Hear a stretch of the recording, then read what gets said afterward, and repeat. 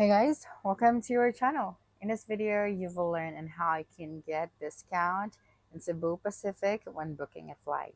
So, the first thing that you are going to do here is you just have to visit the website. Okay, and then you just have to search for cebupacificair.com. And then you just have to create an account.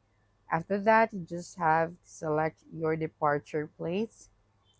Okay, for example, Manila, Philippines. Okay, and then select your destination. Okay, and then your travel dates. That's right. Okay, and then select the dates. After that, right here, you have this promo code option. So you can input right here promo code if you have, and then you just have to search for flights. Now, if the promo code that you are using is still active, then you'll be able to get a discount.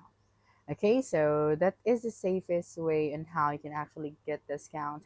And sometimes Cebu Pacific offers seat sale, something like that, but you need it to be updated and you have to book your flight as soon as possible once the seat sales start because there are so many travelers waiting for that.